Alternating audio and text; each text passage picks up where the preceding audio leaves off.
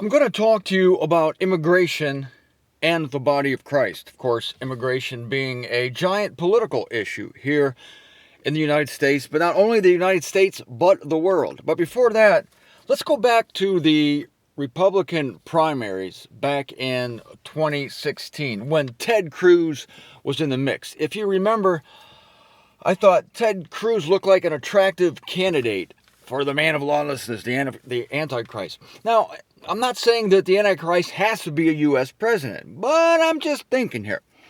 Because I know that, based on Daniel chapter 7 and the interpretation of those four beasts as four religious entities, not four political blocks, I know that the westernmost beast will be the one that stamps under its feet the other beast. So it's going to be a Western religion. Therefore, it will be Christianity. Christianity is the westernmost religion of the four religions: Buddhism, Hinduism, Islam, and Christianity. So here comes Ted Cruz, and I thought, well, this looks tasty in a bad way, because Cruz would impose Christianity in various subtle ways, I believe, on the rest of the world, or at least the United States. He would be very overt about his religious beliefs. And there's a term for that Christians want to take over politics using the Ten Commandments. I just can't think of it now. Good, because it's hideous. So I thought he would impose it. Little did I realize that the method to cause religious fervor of people to come to the fore would not be the imposition of religion, but the getting out of the way, here comes Trump again, to allow people to become what they already are. That's the revelation here, to allow people to become what they already are, which is religious.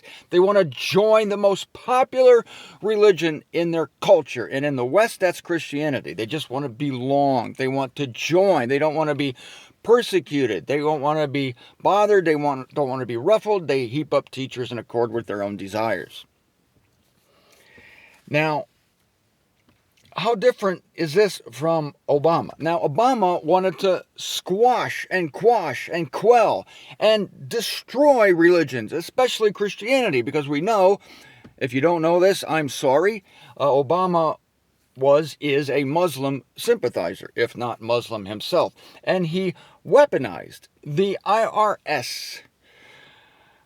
He also weaponized the FBI, but that's another topic. Talked about that a little bit yesterday. He weaponized the IRS to not grant tax-free exempt status to certain religious and Tea Party, that is, political organizations that would lean right and therefore lean Christian. For some reason, I think I know the reason, but I don't want to get into that now. I got to talk about immigration. For some reason, the conservative end of the political spectrum attracts Christians. Maybe more on that later. I have some thoughts about it. And the liberal, the left side of the political spectrum attracts atheists.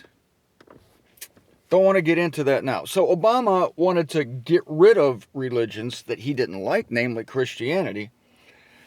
Cruz would have imposed Christianity. Here's the bottom. Here's the thing. Cruz would have, in his own way, imposed Christianity. Obama would have outlawed it to extremes. Trump allows it. Again, Trump gets out of the way and lets people be what they want to be anyway, which is Christian.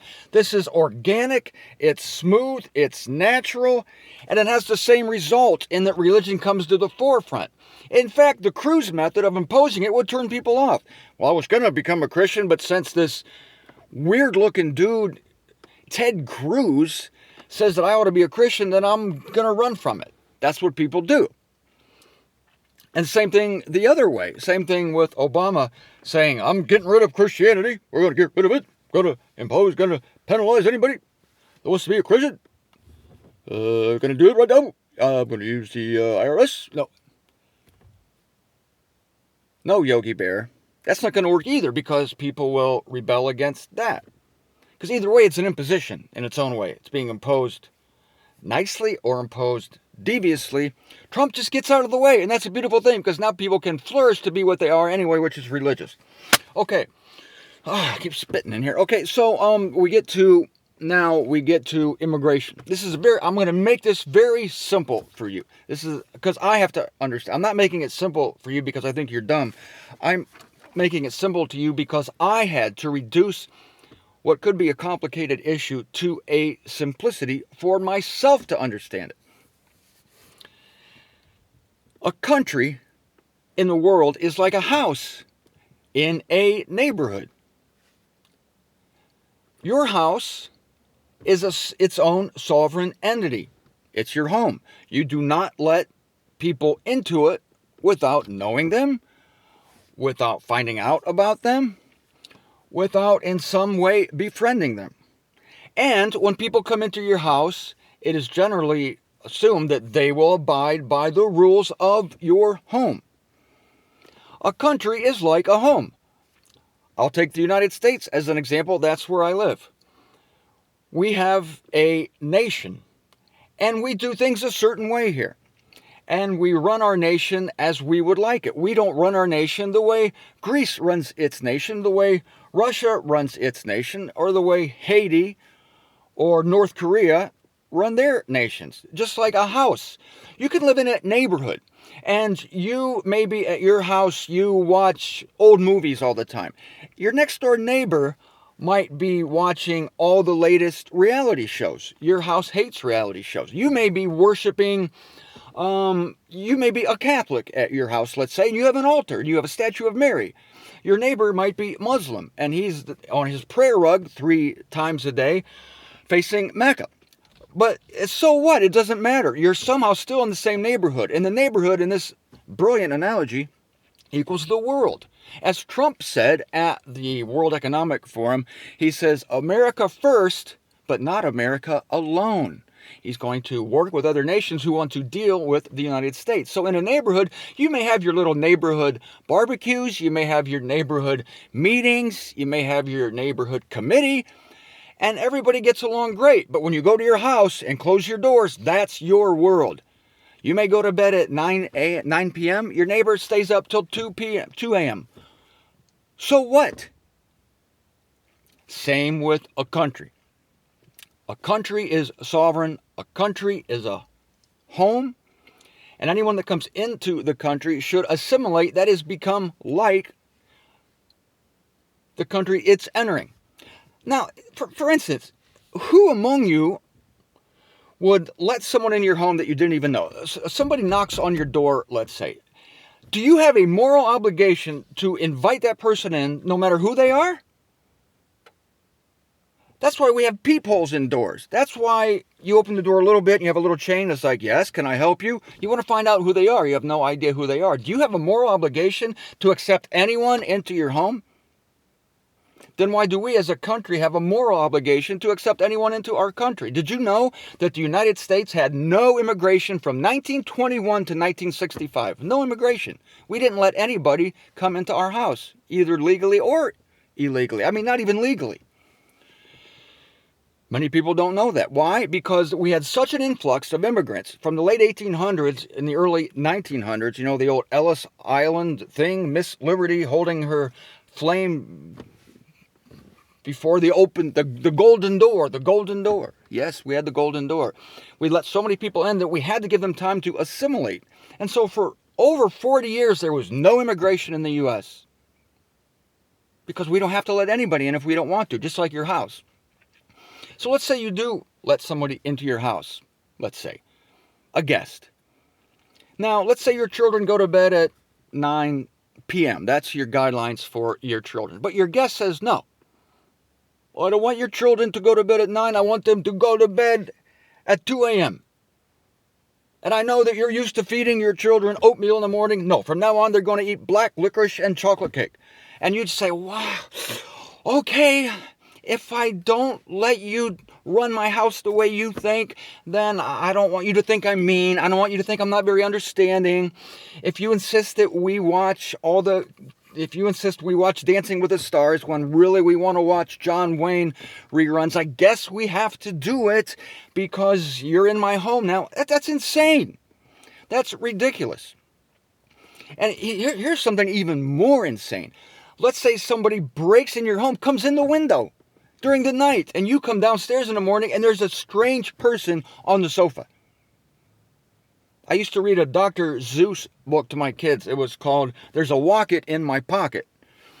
And the book had all these strange creatures that ended up certain strange places. And one of the creatures was a bofa. It was found on the sofa. There's a bofa on my sofa. There was a toothbrush on my toothbrush. There was a nape behind the drape. Let's see, there was a wocket in the socket. No, there's a wocket in my pocket. All strange things. But imagine coming downstairs, there's a bofa on your sofa. You don't know how he got there. That's a violation of your sovereign home. God forbid, if you're a white person and you come home and in the morning and there's a black person on your sofa who broke in your window during the night and he's holding a gun.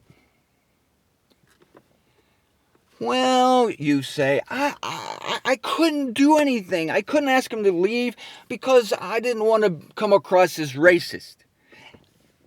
It has nothing to do with racism. It has nothing to do with the man's black. He could be Hispanic, he could be yellow, could be orange, could be a bofa, could be a wocket, could be a nape behind the drape, could be a toothbrush. It doesn't matter. Get the hell, what are you doing in my house? It's a violation of your sovereignty. It's the same with the country. Now, where does this apply? How does this apply to the body of Christ? Like this.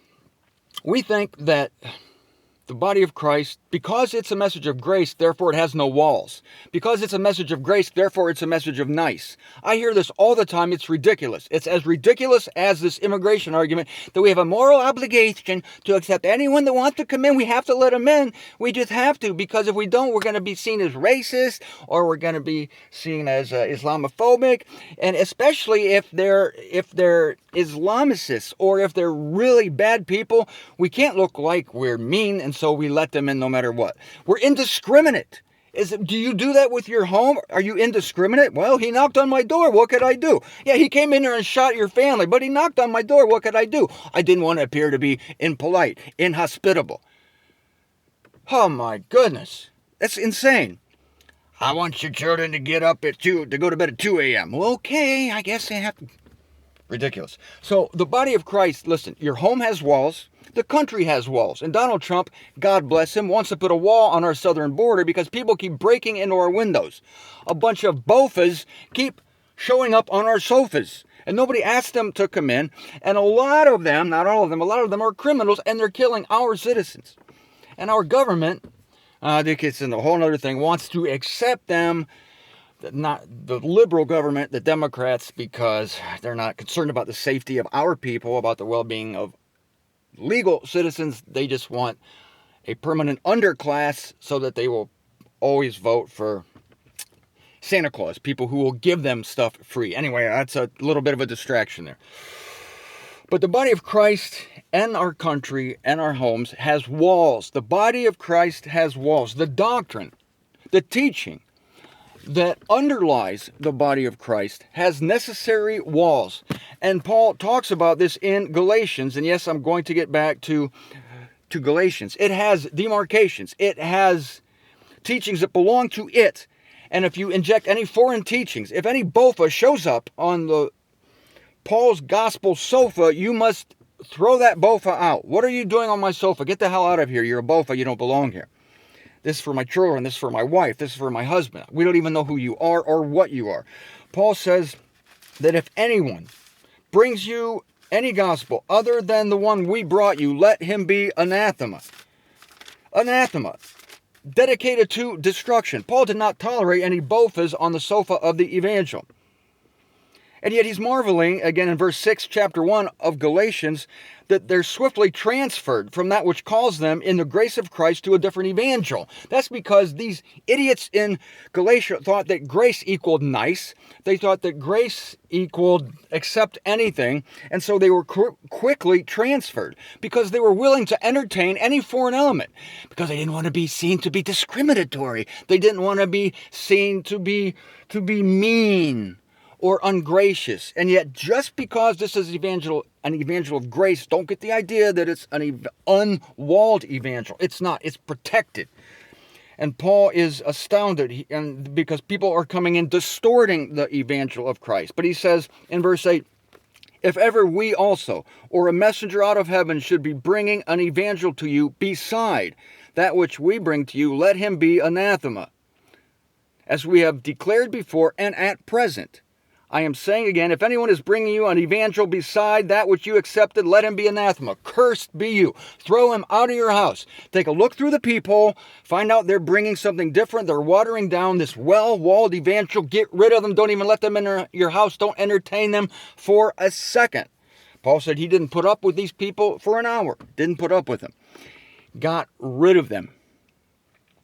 I might say this for you personally. I hope this helps someone. I've just detailed why the evangel has walls, after I detailed why your home has walls, after I detailed why the country, any country, should have its own walls and be able to do things its own way. And if people want to come here, let them apply, let them knock on the door, we'll look through the peephole, we'll ask who you are, and then you follow the rules of our house. You must assimilate.